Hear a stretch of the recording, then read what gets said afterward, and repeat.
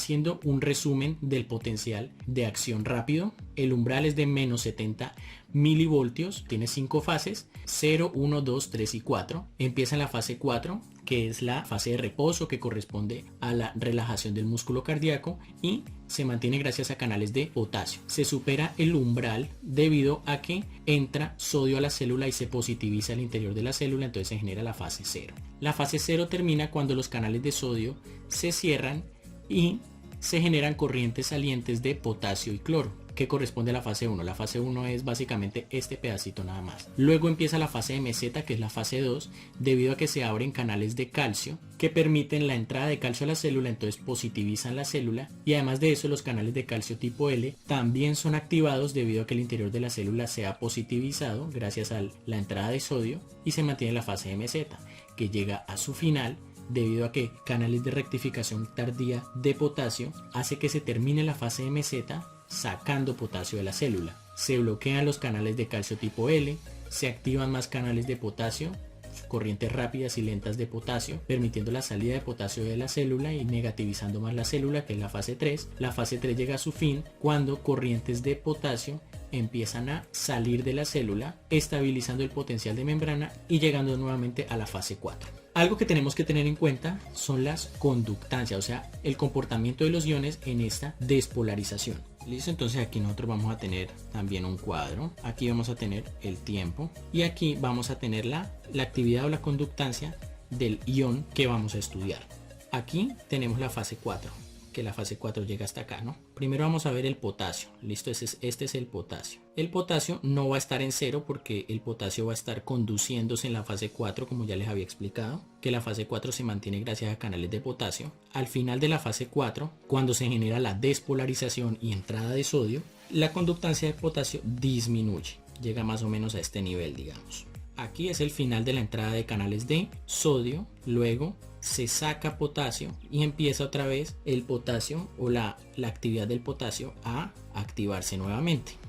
Veamos que esto corresponde con la fase 2, donde la fase 2 se supone que los canales que están actuando aquí en la fase 2 son los canales de potasio sacando potasio y canales de calcio metiendo calcio. Aquí, como se están sacando cationes y se están metiendo cationes a la célula, se mantiene un voltaje relativamente estable, por eso es una fase de meseta. Entonces aquí la actividad de los canales de potasio está aumentando hasta que llega a la fase 3, donde los canales de potasio ya actúan de forma predominante.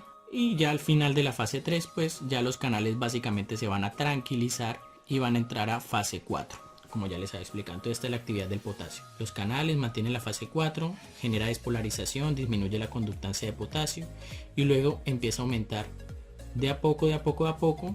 Esta es la fase 2, de a poco llega a la fase 3, donde básicamente se mantiene la fase 3 gracias a la conductancia del potasio y vuelve otra vez a disminuirse hasta llegar a su estabilidad en la fase 4. Ahora vamos a ver la conductancia del sodio. El sodio empieza en 0.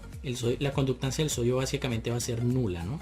Luego, la conductancia del sodio en la fase 0 del potencial de acción se va a activar. Se activa rápidamente porque el potencial depende de una entrada rápida de sodio. Entra mucho sodio a la célula y de forma rápida, y luego deja entrar sodio a la célula de forma rápida y se estabiliza. ¿Sí? Entonces entra sodio rápidamente a la célula, termina la fase 0, empieza la fase 1 y se inactivan los canales de sodio y deja de entrar sodio a la célula. Y ahora vamos a ver el comportamiento del calcio. El calcio, igual que el sodio, 0 en la fase 4, o sea, no hay mucha conductancia de sodio. Luego empieza la despolarización y los canales de calcio, al empezar la despolarización, también se activan, pero se activan de forma mucho más lenta. Pero se activan lentamente, lentamente, lentamente. Llegan a la fase de meseta, donde la fase de meseta se mantiene gracias a los canales de calcio y dejan de activarse los canales de calcio y vuelve otra vez a la fase 4.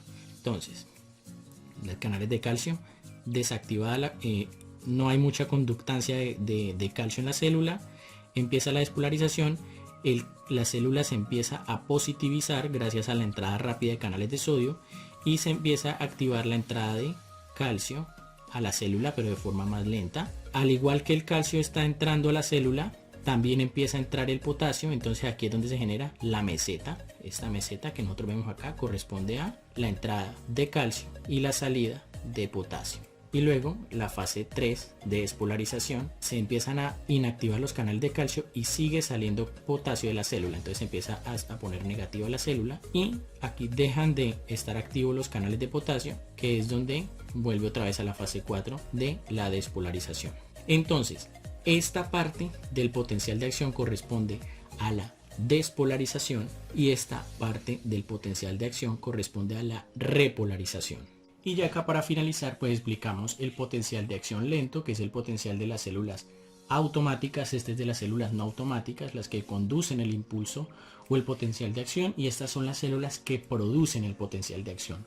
La diferencia entre estas células y estas es que el potencial de membrana en reposo de estas células, de las nodales, del nodo auriculoventricular y del nodo sinusal, está entre menos 50 y menos 60 milivoltios. Conducen a una velocidad de 1 a 10 voltios por segundo, o sea, mucho más rápidas que las células no automáticas, y el umbral para generar la despolarización está entre menos 30 y menos 40 milivoltios. La diferencia radica en lo siguiente: el potencial de acción de las células automáticas se genera gracias a la entrada tanto de calcio como de sodio, a diferencia de las células no automáticas que depende solo del sodio. Resulta que en la fase 4 de despolarización, que corresponde a esta partecita, esta es la fase 4 de las células automáticas, vemos que es muy distinta a la fase 4 de las células no automáticas, que es una fase básicamente plana. Esta fase 4 se va a caracterizar porque aquí van a estar activos unos canales que son los canales marcapasos, los HCN. Estos canales van a permitir la entrada de sodio y de potasio a la célula, pero esto es una corriente lenta. A esto se le llama la corriente Fonny. La entrada de sodio y de potasio va positivizando el interior de la célula de manera lenta. Al llegar aproximadamente a unos menos 50 milivoltios, se van a activar unos canales de calcio que son los canales de calcio tipo T. Estos canales de calcio tipo T permiten la finalización, o básicamente son los responsables del último tramo de la cuarta fase del potencial de acción, hasta que se supera el umbral que se encuentra entre menos 30 y menos 40 milivoltios. Al superarse este umbral se van a activar los canales de calcio, y estos canales de calcio permiten la entrada rápida de calcio a la célula, positivizando la célula de manera rápida, valga la redundancia, y luego se van a inactivar los canales de calcio y se llega a la fase 3 de despolarización. O sea, aquí no va a haber ni fase 1 ni fase 2, que son la fase MZ, sino que la fase 0 va a pasar directamente a la fase 3 del potencial de acción, y en la fase 3 del potencial de acción va a suceder exactamente lo mismo que sucede acá.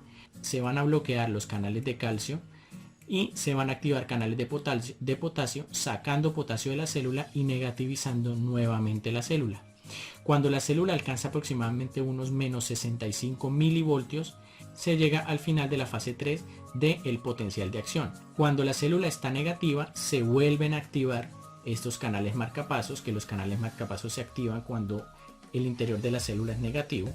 Al llegar aproximadamente a los menos 65 milivoltios, se activan estos canales marcapasos, se inactivan los canales de potasio y vuelve otra vez a empezar el potencial de acción.